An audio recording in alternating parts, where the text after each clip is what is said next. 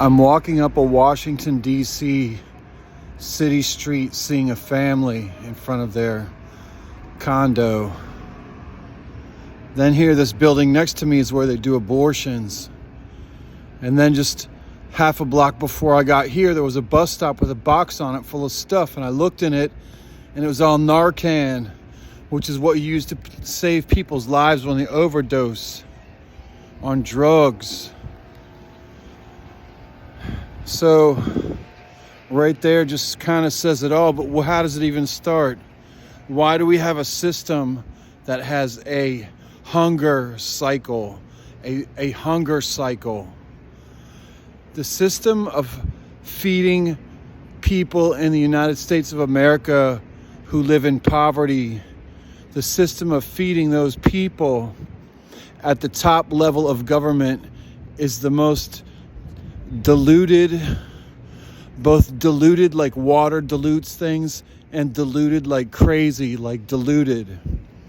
If you imagine how many people are on food stamps and you multiply that by how many people go hungry every month because the food stamps run out, you have to start to look at the different mechanisms of society and what goes wrong with it. So if people don't realize basically that children go hungry every month who live on a food stamp budget.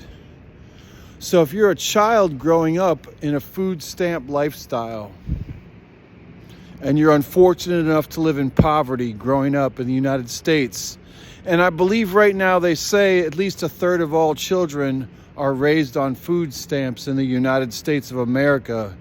And mind you, these are families that work. But unfortunately, these days, work doesn't pay to feed your family and to house your family.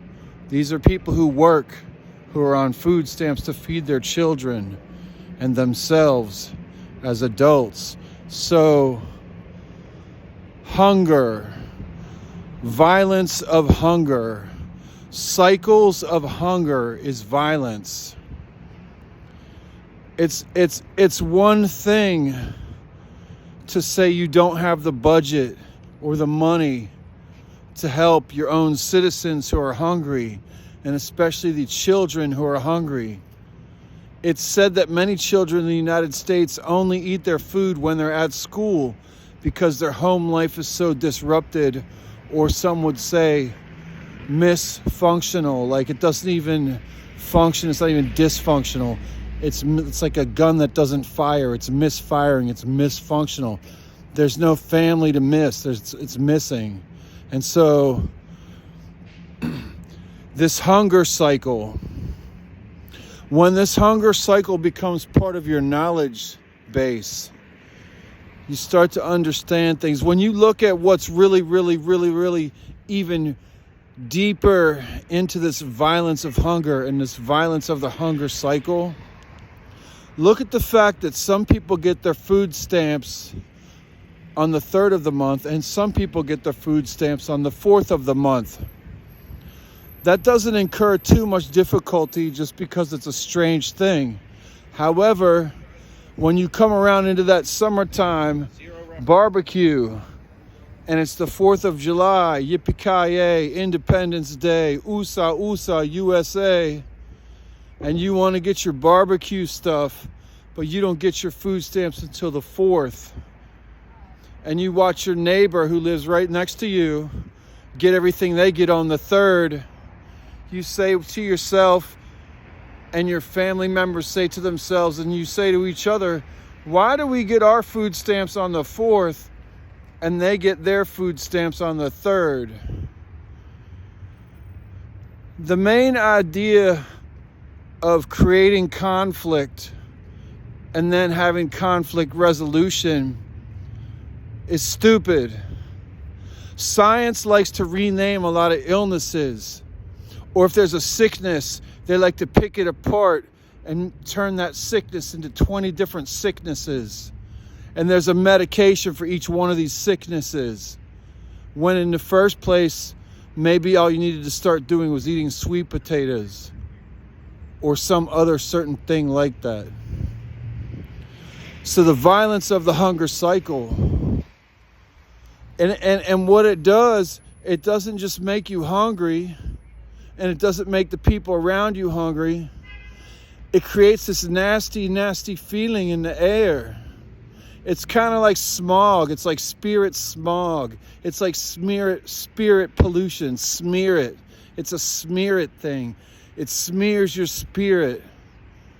And when you've got millions of people having their spirits smeared every month because the government doesn't help its most impoverished people, whether you're a child or an adult or a senior citizen or a veteran or an immigrant hungry in the United States of America, you can't say it's because we don't have the money why we don't feed our citizens who are hungry and starving across the United States and in the territories that our government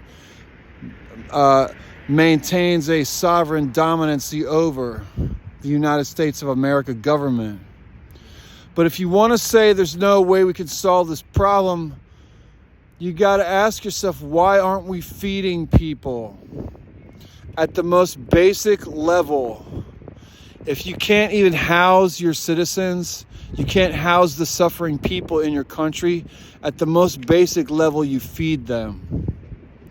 And when you develop programs that are supposed to feed the suffering people in your country, but those programs are developed to be shortfalls every single month for the family and for the people who need the food. These are shortfalls in food. You can't properly function in the world if you don't have proper food. And if you're made to run out of food stamps 2 months into the month every month, there's no way you're going to ever have a proper food recuperation. Because by the time your body gets healthy, let's say you got injured or you got sick or you're just run down and tired from the change in the seasons. You know what I'm saying? You get healthy after about 2 weeks of really good solid food, and then you don't have food money again. So you have to look at this. You have to look at the fact that you take it outside of this level and you take it to the level that we're willing to send billions and billions and billions and billions and billions of dollars to war zones and send bombs and munitions and weapons of murder. Yet we won't send billions of dollars to feed people. The United States of America, I think, just approved like $20 more billion for Israel or something. Yet if you look at how it would be cheaper to feed the people in Gaza, to make sure that there was MREs that are halal-based MREs. You start with 4 million halal MREs, meal ready to eats. They're military meals.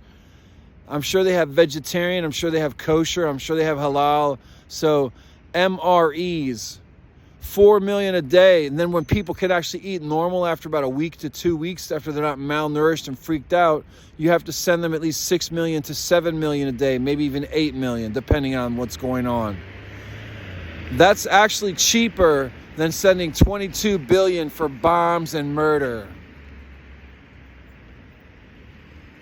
It's actually cheaper to just feed all those people for like a year than it is to send all those bombs in. But yet we look at our own country and you look at how adults in cars, in the communities when they're walking with their children, and in entire classrooms, when they're suffering on the sidewalk, the teacher looks the other way, the parent looks the other way, the elder looks the other way. The spiritual leaders also often look the other way, and they teach all the children to look the other way too.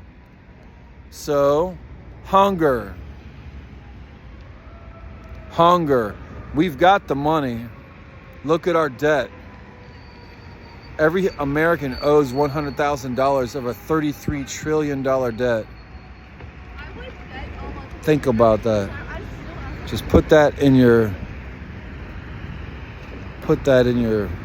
yeah, right there. Put it in there.